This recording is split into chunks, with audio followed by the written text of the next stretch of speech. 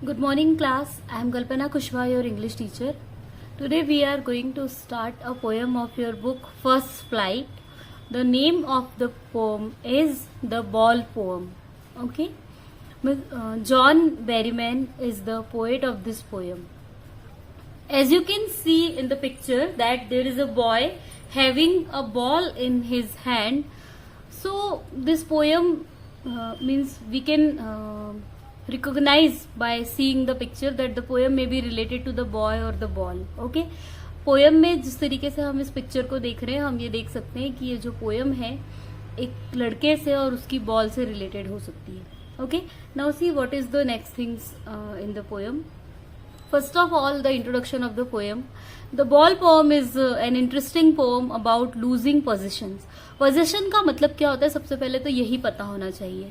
ठीक है, possession का मतलब होता है the things that we are having, ऐसी चीजें जो हमारे पास है, जो चीजें हम जिन पर हमारा अधिकार है. Those are the things called possession. Okay. Now how to handle the situation when we lose something is explained in the pome. इस पोएम में जो पोएट है उन्होंने ये समझाने की कोशिश की है like we are not having a thing for ever. कोई भी चीज हमारे पास हमेशा नहीं रहती है. यदि हम कोई चीज खो देते हैं तो उस सिचुएशन को हमें कैसे हैंडल करना है इस पोएम में पोएट ने समझाया. It's poet John Berryman is beautifully describing a boy who has lost his ball. मतलब पोएट इसमें बहुत ही अच्छे तरीके से डिस्क्राइब कर रहे हैं एक लड़के को जिस लड़के ने अपनी बॉल खो दी है. ठीक है, he gave a lesson that is full of wisdom through the loss of everyone must learn to bear the pain associated with loss. Means whenever we lose someone और समथिंग, कभी भी अगर हम कुछ खो देते हैं, कोई चीज हो या कोई पर्सन हो, तो हमें कोशिश करनी चाहिए कि हम उस चीज को, उस लॉस को खोने से जो दर्द हुआ है, हमें जो पेन हुआ है, we can handle it properly. We do not make more loss. ऐसा ना हो कि कोई एक चीज के खोने से हम और ज्यादा नुकसान अपना कर ले.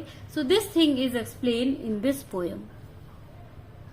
Now setting of the poem. The setting of the poem is near the harbor, as the poet says that little boy's ball rolled away from him and into the water. Poem में कहीं ऐसा नहीं लिखा है कि ये जो poem है उसकी सेटिंग एक हार्बर के पास की है, लेकिन क्योंकि हम यहाँ पर देख रहे हैं कि ये जो पोएट है उन्होंने डिस्क्राइब किया है कि उस लड़के की जो बॉल है वो खो गई है और उस लड़के की बॉल रोल होते होते पानी के अंदर चली गई है. इससे ये समझ में आ रहा है कि वो जो पोएट और वो लड़का है वो किस प्लेस पर है, एक हार्बर के पास. हार्बर का मतलब होता है पोर्ट. ठीक है, जिस पर्टिकुलर प्लेस पर शिप आकर रुकती है that is called port. Okay, या फिर harbour. Both the poet and the boy are near the harbour. दोनों ही हार्बर के पास. The poet can in fact see the boy and even his facial expression very clearly. मतलब वो जो लड़का है उस पोएट के बहुत क्लोज है और हम उस लड़के के चेहरे पर जो एक्सप्रेशन है ये भी पता चल रहा है कि poet can look all those expression very clearly. Okay, आगे देखते हैं इस पोएम में क्या होता है. Now let's read the first stanza. What is the boy now who has lost his ball? What is he to do? I saw it go merrily bouncing down the street and then merrily over. There it is in the water. No use to say, oh, there are other balls. What the poet is explaining in these lines that there is a boy who has lost his ball. एक लड़का है जिसकी ball खो गई है. तो अब वो लड़का क्या करेगा? मैंने देखा उस बॉल को मैरीली यानी खुशी से बाउंस करते हुए, बाउंस मतलब जंप करते हुए वो डाउन द स्ट्रीट चली गई और खुशी खुशी वो बॉल पानी के अंदर चली गई. अब अगर मैं उस लड़के को ये कहूं कि बहुत सारी और भी बॉल्स हैं तो वो कहना बिल्कुल यूजलेस होगा। ठीक है, now what is the detailed explanation of this? we can see that the poet is talking about a boy who is going to learn the most important lesson of life. मतलब एक ball को खो देने से वो अपनी life का एक बहुत ही इम्पोर्टेंट लेसन सीखने जा रहा है। For the first time in his young life he is learning what it is like to experience grief at the loss of a much loved position, that is his ball. अब you can see that all the children like their toys too much. जो बच्चे होते हैं उनको उनके खिलौने बहुत ज्यादा पसंद होते हैं, right? So the child is so much attached with the ball, बहुत ज्यादा अटैच्ड है वो उस बॉल से, but now the ball has been lost, अब वो बॉल खो गई है। तो ऐसी कंडीशन में अब वो लड़का उस दुख को, ग्रीफ का मतलब होता है दुख, उस दुख को कैसे हैंडल करेगा, वो चीज वो सीखने जा रहा है for the first time in his life, अपनी लाइफ में पहली बार। The ball is here symbolic of the sweet memories of his childhood और ऑल द वर्ल्डली पोजिशन। अब यहाँ पर इट्स अ सिंबॉलिक पोयम है, सिंबॉलिज्म का यूज किया है यहाँ पे। सिंबॉलिज्म एक लिटरेरी डिवाइस है। सिंबॉलिज्म का मतलब होता है when we are using a particular thing, एक किसी चीज को यूज किया जाता है लेकिन उसका जो मीनिंग होता है, उसका जो डीपर मीनिंग होता है वो अलग होता है ना? यहाँ पर बिल्कुल वैसे ही जो बॉल है वो एक है तो toy, but it is symbolising the sweet memories of childhood. मतलब किसी बच्चे के बचपन की मेमोरीज को, या फिर वर्ल्डली पोजीशन, पूरे वर्ल्ड में हमारे पास जो जो भी चीजें हैं, like my father, my mother, my home, my toys, my car, my bicycle, ये सारी चीजें जो हमारे पास है उसको सिंबलाइज कर रही है। The boy loses his ball and watches it bouncing down the street into the water. लड़का जो है उसने अपनी बॉल खो दी है, वो देख रहा है कि वो बॉल किस तरीके से बाउंस करते हुए सड़क पर गई और फिर पानी में चली गई। To us the loss of a ball is a minor consequence, but to the little boy it was a valued position. See we are grown up now, अब हम बड़े हो गए हैं, so we don't need a ball any more, हमें नहीं चाहिए ball. If we are having our old ball, अगर एक कोई बहुत पुरानी बॉल है भी और हमसे खो जाती है, so it doesn't matter a lot for us, हमारे लिए कोई बहुत बड़ी बात नहीं, because we are grown up now, बड़े हो गए। So toys have lost their importance to us. when we were younger, जब हम छोटे थे, that time the ball was having same importance to us also. यहाँ हमारे लिए उस बॉल की इम्पोर्टेंस उतनी ज्यादा नहीं है जितनी कि उस छोटे से बच्चे के लिए है। Maybe that was his only position, हो सकता है उसके पास वही एक बॉल हो, right? The poet here deters himself from saying that there are other balls because the boy wants the same ball. The ball had been with him for a long time and it was linked to the memories of the days when he played with it. अब यहाँ पर poet जो है he is trying to think कि मैं उस लड़के को कहता हूँ that there are so many balls, बहुत सारी balls है यहाँ पर, but it was useless. ऐसा कहना बिल्कुल useless था because the boy wanted the same ball. वो लड़का चाहता था कि उसकी बॉल बिल्कुल सेम उसके पास हो. Right, the ball had been with him for a long time. बहुत लंबे समय से वो बॉल उसके साथ थी और उसके साथ उसकी सारी मेमोरीज जुड़ी हुई थी जो उसने बनाई थी जिस समय वो उन बॉल से खेलता था. Let's go to the second stanza. An ultimate shaking grief fixes the boy as he stands rigid, trembling, staring down all his young days into the harbor where his ball went. अब ये जो लड़का है he is so sad now, बहुत दुखी हो गया है, दुख से बिल्कुल रिजिड खड़ा हुआ है. he is not moving at all. वो मूव नहीं कर रहा है, चल नहीं रहा है, but he is trembling, कांप रहा है और वो केवल उसी डायरेक्शन में देख रहा है जहां पर उसकी बॉल गई है. ठीक है, स्टेयरिंग का मतलब होता है घूरना. स्टेयरिंग मीन्स घूरना. He is staring to the direction where his ball has gone, जहां पर उसकी बॉल चली गई है. ही इज थिंकिंग कि ऑल माई यंग डेज मैं यहीं पर खेलता रहा हूं, बट ऐसा कभी नहीं हुआ. But for the first time I lost my ball. I would not intrude on him. A dime another ball is worthless. Now see, यहाँ पर ये जो डाइम वर्ड है, this word is used for a currency. एक तरह की currency है. Dime मतलब बहुत छोटा सा एक अमाउंट है जिससे कि वो बॉल खरीद सकते हैं. तो ये what the word is telling कि there will be another ball in a dime only. एक छोटे से अमाउंट में एक नई बॉल आ जाएगी, but that will be worthless. उसकी कोई कीमत नहीं होगी, उसकी कोई वैल्यू नहीं होगी, क्योंकि उस लड़के को वही बॉल पसंद है. I would not intrude on him. और मैं इस चीज में इंट्रूड भी नहीं करूंगा. इंट्रूड करना मतलब दखल देना. ठीक है. In the starting, in the opening lines of the poem of the introduction, the poet has told us that the boy is going to learn a very important lesson of his life. Poet ने यहाँ पर हमें starting में ही बता दिया है कि वो जो लड़का है अपनी लाइफ का एक बहुत इंपॉर्टेंट लेसन सीखने जा रहा है. तो उनका मानना है I would not intrude on him. Intrude का मतलब होता है to enter without any permission, मतलब बिना किसी परमिशन के कहीं पर घुस जाना. ठीक है. सो यहाँ पर पोएट का कहना है कि मैं ये जो एक नेचुरल प्रोसेस है, I will not intrude on him, मतलब मैं इस नेचुरल प्रोसेस में किसी तरह का इंटरफेयर नहीं करूंगा. The boy has lost the ball, he will definitely learn how to handle the grief. वो लड़का भी समझ जाएगा कि उस दुख को कैसे हैंडल करना है. The same things are written here. When the young boy loses his ball, it bounces away and lands in the harbor.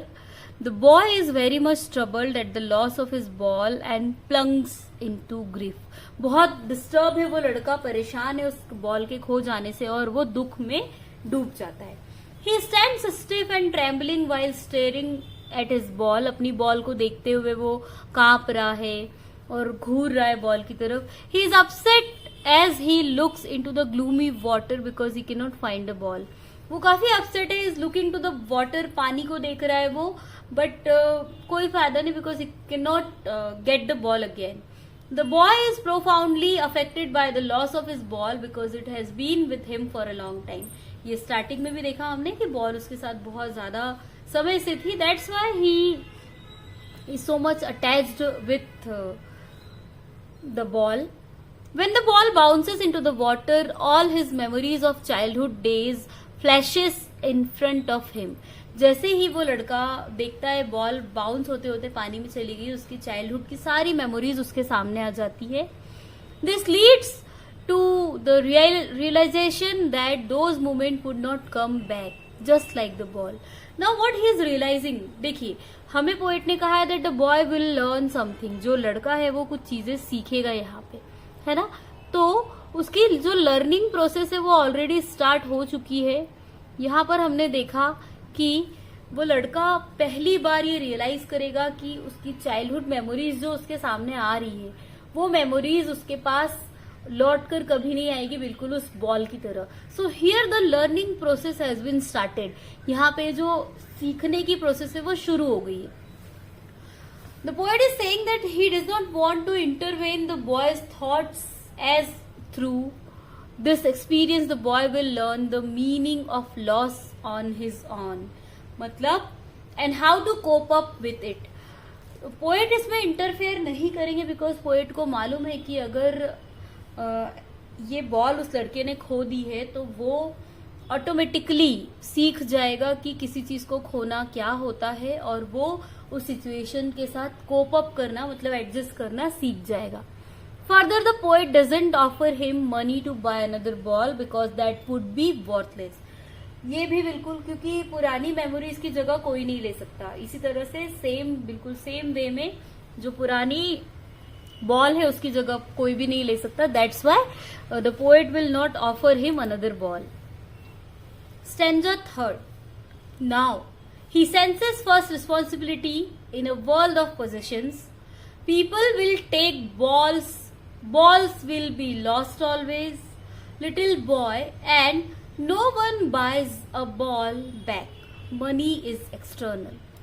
अब देखिए, the boy is upset. Boy बहुत ज्यादा upset है because he cannot find the ball in the water. उसे पानी में वो ball नहीं मिल सकती.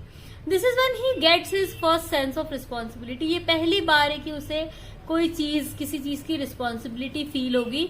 The boy is attached to him. वो बॉल उससे अटैच्ड है, तो वो जब खो गई है तो वो रियलाइज कर रहा है कि कैसे वो बॉल मेरी एक रिस्पॉन्सिबिलिटी थी. The poet suggest that from the loss of the ball the boy is learning what it means to lose something in a world of position where he will lose things, will buy some more to replace the ones lost, but would never be able to buy back the thing that he had lost. मतलब पहली बार वो जो लड़का है वो सीख रहा है कि कैसे मैं किसी चीज को खो दूंगा.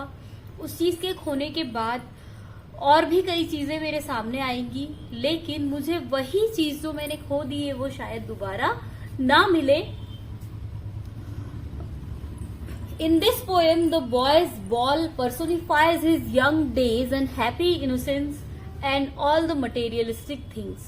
मतलब यहाँ पे जो लड़के की बॉल है वो पर्सोनिफाई करती है. पर्सोनिफाई का करने का मतलब क्या होता है, किसी पर्टिकुलर थिंग को when we compare to a person, when we refer that it's a person, तो वो चीज होती है पर्सोनिफिकेशन. तो वो जो बॉल है वो ये क्या किस चीज को शो कर रही है, that how was his young days. मतलब वो जब और छोटा था तब के दिन कैसे थे, कितनी हैप्पी इनोसेंस थी, और वो सारे के सारे दिन अब चले गए हैं.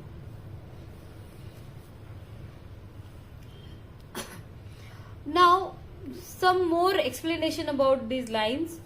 इन this world people will take balls just as they take away your innocence. मतलब इस पोजीशन के वर्ल्ड में जो लोग हैं वो आपकी जो मेमोरीज है, आपकी जो इनोसेंस है, वो उसको दूर ले जाएंगे. And force you to grow up. और आपको प्रेशराइज किया जाएगा कि बड़े हो जाइए. जैसे ही आप थोड़े से बड़े होते हैं या आपके घर में कोई छोटा भाई बहन आपसे छोटा भाई बहन आ जाता है, तो ऑब्वियसली ऑटोमेटिकली सारे लोग ये समझने लगते हैं कि अब आप बड़े हो गए हो, है ना. So they will take your innocence, take away your innocence. वो आपकी जो मासूमियत है उसको छीन लेते हैं आपसे और आपको फोर्स किया जाता है कि आप बड़े हो जाएं. ठीक है. If you are alone child in your home, अगर आप अकेले हैं अपने घर में बहुत छोटे सबसे, और इफ यू मेक मिस्टेक्स, अगर आप गलती करते हैं, कोई प्रैंक करते हैं, तो नो बडी स्कॉल्ड्स यू, क्योंकि आप अभी छोटे हैं. बट जैसे ही आप थोड़े से बड़े होने लगते हैं या आपसे छोटा कोई आ जाता है, वैसे ही सबको ये रियलाइज हो जाता है कि अब आप बड़े हो गए हैं और आपको इस तरीके की प्रैंक, ये इनोसेंस छोड़ देनी चाहिए. Now and once you lose this innocence, और एक बार आपकी वो जो मासूमियत खो जाती है, you can never get it back. आपको वो दोबारा नहीं मिलती है. Ball will be lost always and no one buys a ball back. इन लाइनों में पोएट क्या बताने की कोशिश कर रहे हैं, that he is responsible for everything he possesses.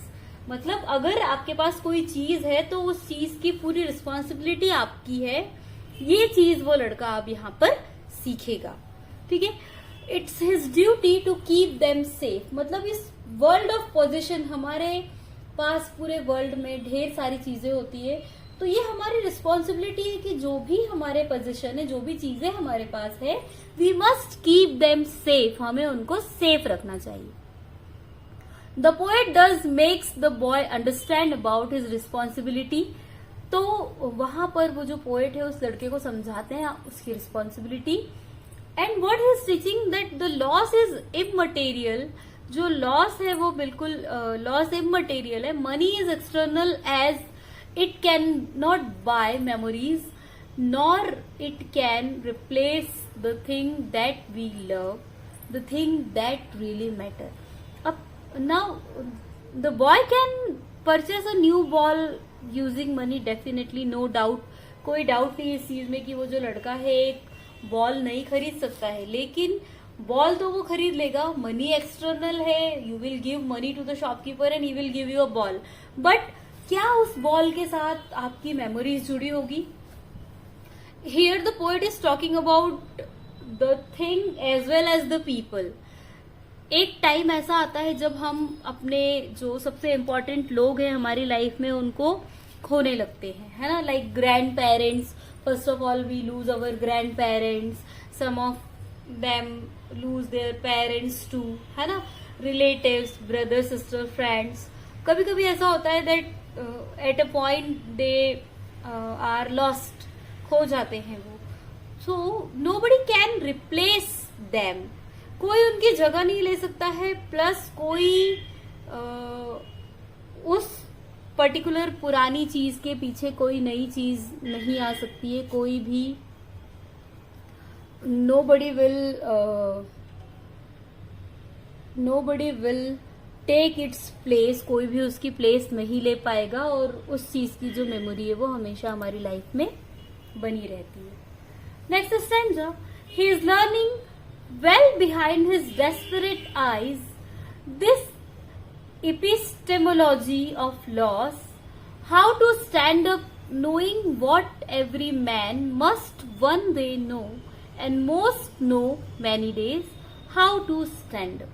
अब यहाँ पर वो क्या बता रहे हैं पोएट कि वो सीख रहा है.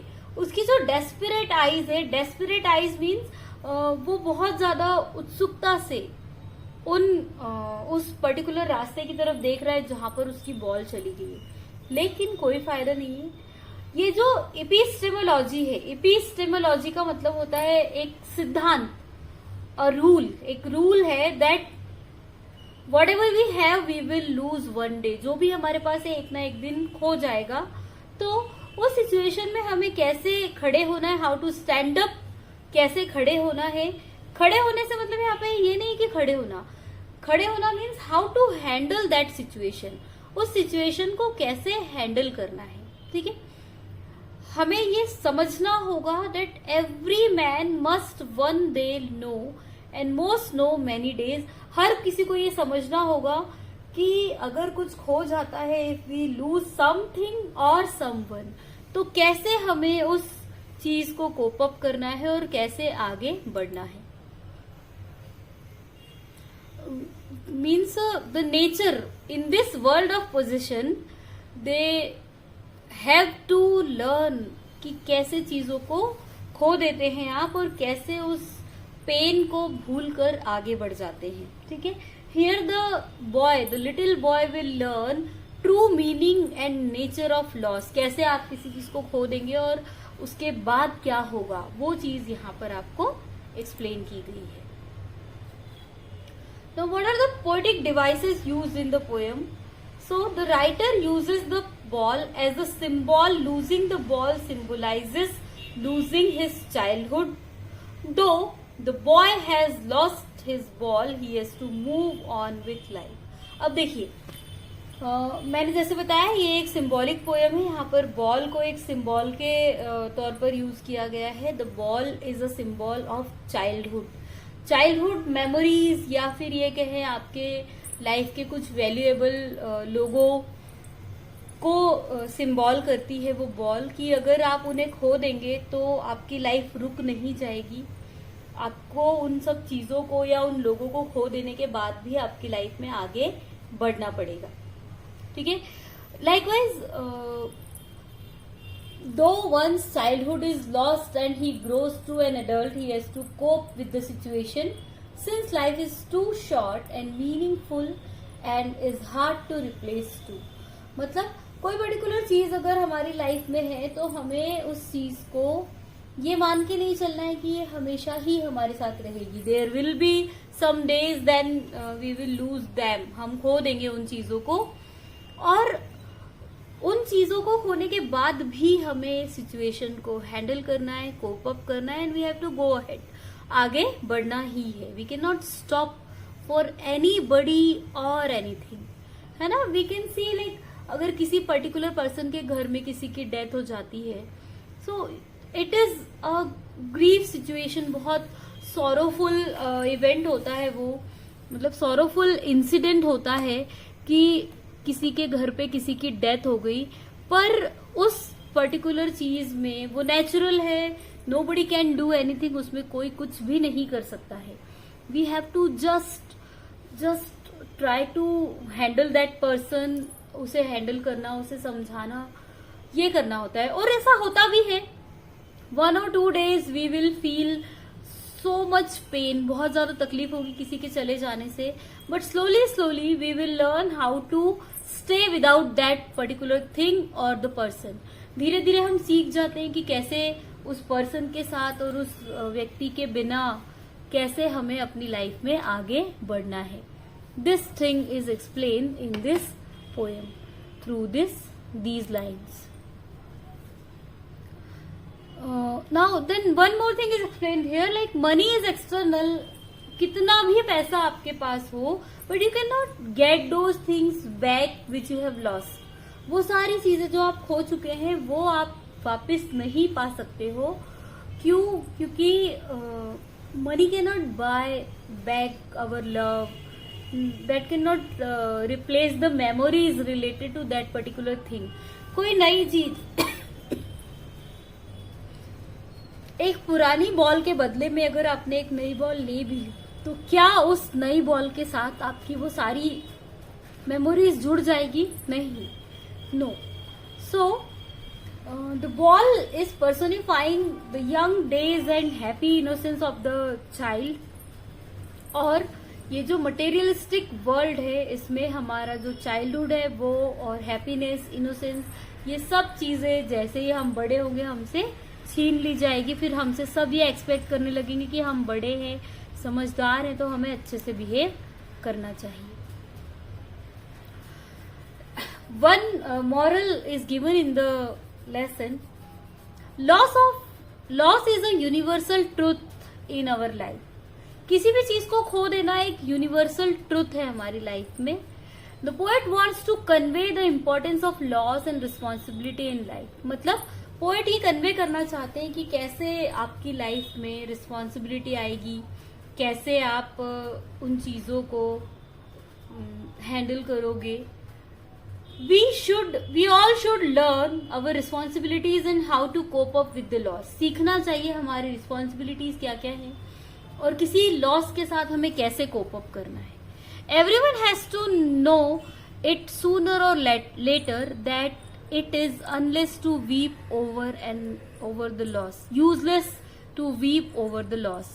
मतलब किसी लॉस पर रोना बिल्कुल यूजलेस है. कोई चीज खो दी और हम उस चीज के लिए बैठकर रोते रहें तो ये बिल्कुल यूजलेस है. It will not help us any more. बिल्कुल हेल्प नहीं करेगा ये हमारी.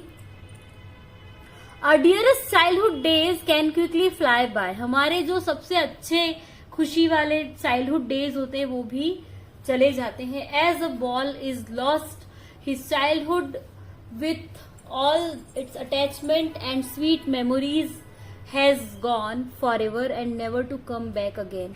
बिल्कुल वैसे ही जैसे कि इस लड़के की बॉल के साथ उसकी चाइल्डहुड मेमोरीज, सारे अटैचमेंट, वो सारे के सारे उस बॉल के साथ चले गए और अब कभी भी वापस नहीं आएंगे. So the poet is inspiring अस कि let us learn living and moving ahead in life, forgetting all insensible losses. मतलब तो चले हम आगे बढ़ते हैं, जीना सीखते हैं अपनी लाइफ में उन सारी चीजों के लॉस को भूल कर जो कभी भी वापस नहीं आएगी. So thus the poet advises the boy that in life he has to face many losses and he ought to withstand these losses. Poet advice कर रहे हैं उस लड़के को कि आगे लाइफ में तुम्हें कई सारे लॉस को झेलना है और तुम्हें उन लॉस के सामने खड़े होना है. He should not lose heart but be hopeful that something better will come his way. कोई एक चीज अगर खो गई है तो उसके लिए दुखी होकर बैठ जाने से कोई फायदा नहीं होगा. कोशिश ये होनी चाहिए हमारी कि हम ये होप करें, वी एक्सपेक्ट दैट कि कोई नई चीज आएगी और उसकी जगह ले लेगी. With the loss of this ball he is learning the lesson of responsibility. यहाँ पर ये जो पोएट है ये क्या कहना चाह रहे हैं कि जो लड़का है इस बॉल के लॉस के साथ अपनी लाइफ की नई रिस्पॉन्सिबिलिटीज को सीखेगा. So this is the poem. I hope you have understood the poem. आपको ये पोएम समझ में आई होगी. You have to watch the video 2-3 times properly, ताकि आपको इस पोएम के सारे स्टेंजा जो है बहुत अच्छे तरीके से समझ में आ जाए. The difficult words also I have explained you in between. So first of all read the poem properly. After that, in next video I will upload the question answers of the poem. So if something is remaining, so that will be covered in that next video. Okay, so please watch the video and